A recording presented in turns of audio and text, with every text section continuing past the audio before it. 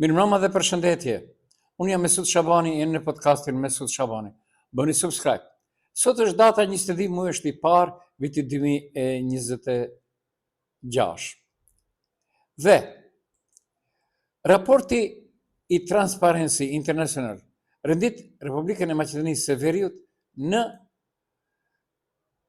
vendin e 88 nga 187, pra 12 vende më poshtë për vitin 2024, pra vendi 88 nga 180 vende, me vetëm 40 pikë.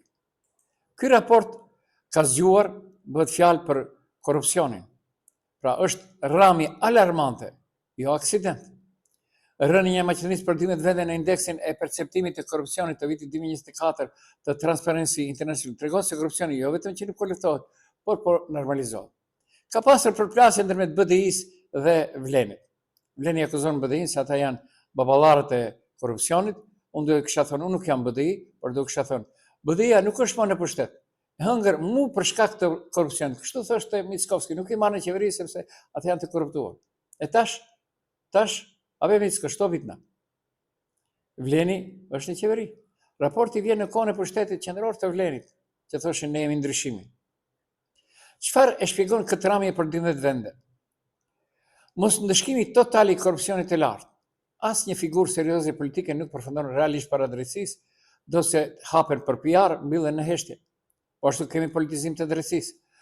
Prokuria dhe gjykatat shihen si vegla politike, kjo e shkatron besimin. Për ato është besimi të qytetarëve 2% për prokurinë dhe gjykatat.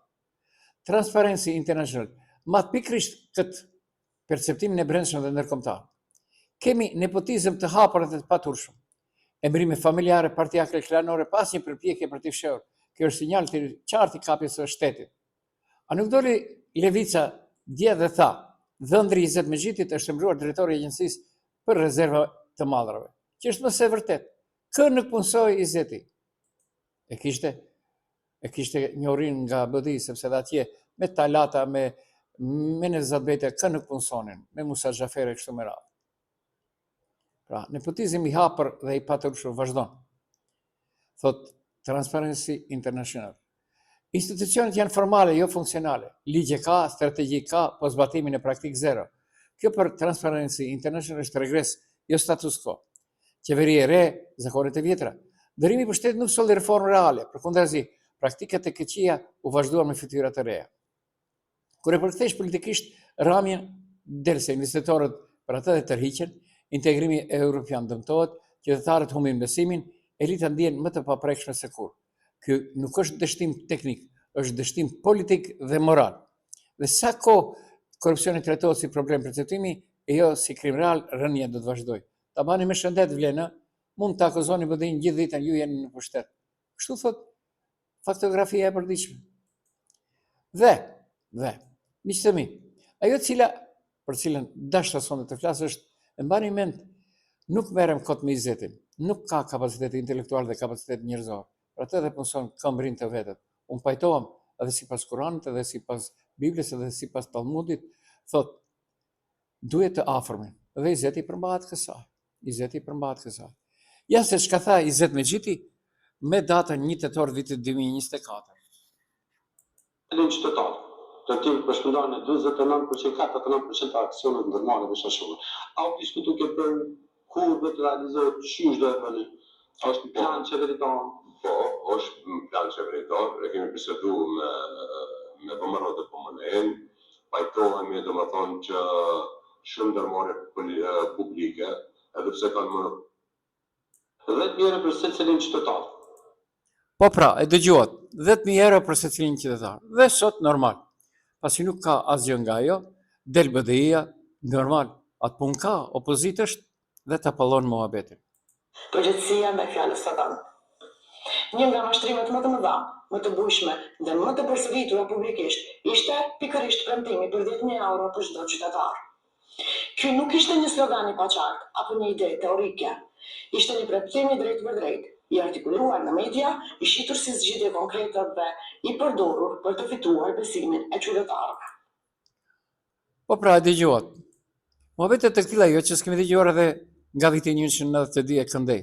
Por, këta shiteshin se janë ndryshimi, shiteshin më hoxh se hoxha i manastirit dhe më pap se vetë papa.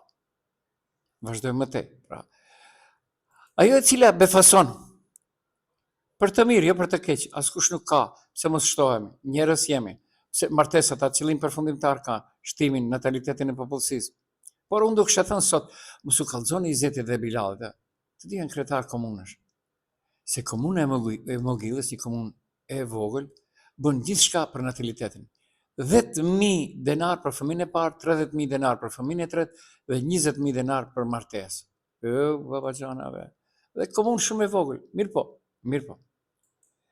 Unë do kisha shtuar edhe këtë. Komuna shqiptare në Maqedoninë, veri perëndimore do kisha thënë, edhe pse është veri ore e gjenden në Maqedoninë perëndimore. Ose nuk duan, ose nuk guxojnë, ose nuk dinë të bëjnë politikë publike natalitetin. Jo. Unë do kisha thënë se të trija të qëndrojnë. Buxhet social ka çdo komunë dhe e përcakton për vitin të azon, tash jemi 2026, qysh 2025. Shkon për punësime partijake në komunat shqiptare, për subvencione klienteliste, manifestime kulturore pa ndikim real, familja dhe linjshmëria nuk janë prioritet publik, vetëm slogane fushate. Ka mungesë të vullnetit politik. Nëse komuna e Mogilës e vogël, rurale, jo e pasur, gjen para për fëmijë, martesa, familje të mëdha, atëherë asnjë komunë shqiptare nuk ka justifikim. Kjo është çështje vullneti, jo parash. Merrni mend, për martesë 20.000 denar. Ndan. Frikë nga përgjegjësia. Kjo komunë është diku ndërmjet manastirit dhe Prilepit. Frikë nga përgjegjësia, mbështetja e natalitetit kërkon rregullare, kriteret e qarta, transparencë. Shumë kryetar komunave shqiptare ikin nga politikat që lënë gjurmë, sepse aty maten dhe gjikohen. Pra kemi një diskurs të rrem social, flitet për ikjen e të rive, murtajnë e bardhë, por asnjë masë konkrete, ndryshe nga Mogila e cila e ka shndruar natalitetin në politikë komunale, e ka futur në buxhet, e ka bërë publike dhe të mashme. Pse kanë komunat shqiptare kompleks inferioriteti dhe mungesë vizioni? Ironia është kjo. Komunat maqedonase po mbrojnë strukturën demografike, investojnë në të ardhmen, ndërsa komunat shqiptare ankohen por nuk veprojnë. Do kisha shtruar disa pyetje për shumicën e kryetarëve të komunave shqiptare. U mora me Izetin dhe Biladin sepse janë komuna më të mëdha. Pse nuk ekziston asnjë dinar për të porë salindin në buxhetin tuaj? Është familja shqiptare më pak e rëndësishme se koncertet dhe tenderet e juaj. Kush ju ndalon të kopjoni modelin e Mogilës? A jeni të paaftë apo thjesht të painteresuar? Nataliteti nuk bie vetë, rrezon politika e keqe dhe indiferenca lokale.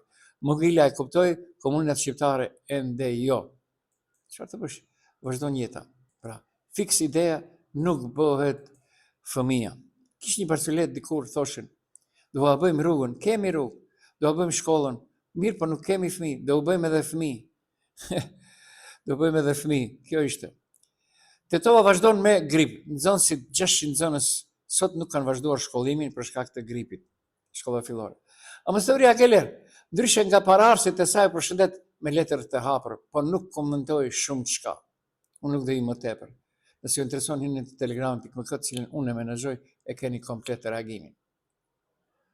Pra, vazhdojmë më tej edhe pak, sepse çdo gjë në Maqedoni, sado që të rinjallët, del për herë dikush thotë, unë jo, ata tjerët para meje, ata më nuk janë as në pushtet.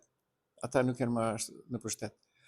Merrni mend, grupacioni i prodhimit të cigareve akuzon projektligjin për mbrojtje nga duhani se do të kërcënojë seriozisht segmentet e rëndësishme të industrisë, sektorit të biznesit dhe ekonomisë. Çfarë PR-i këtyre ditëve? Kemi nda 270 milion euro për duhan prodhuesit e kështu me radhë.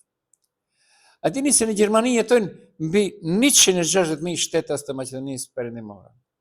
Ku nuk jemi ne? Edhe në Zvicër, edhe në Itali. Vetëm këtu nuk jemi. Edhe kur jemi, nuk kemi njerëzit e cilët duhet të na udhëheqin ose përmbajnë. Është një lajm i mirë. Prej sot certifikatat e lindjes, vdekjes dhe të kurrizimit do të mund të merren online, shqyrë më në fund. Më ka rastisur që në Prishtinë në automat të nxjerr certifikatën e lindjes për 1 euro e disa cent. Ishte kjo, më them para 2 viteve, ku janë të tjerët, për atë edhe kryetarja e Kosovës, zonja Vjosa Osmani, ishte ndër të parë dhe u ulur aty pranë Trumpit. Urojmë sukses Kosovës, me shpresë se Kosova do hek komën zhak edhe për ne shqiptarët e Maqedonisë perëndimore. Unë jam Mesut Shabani, ishit në podcastin Mesut Shabani. Bëj një subscribe.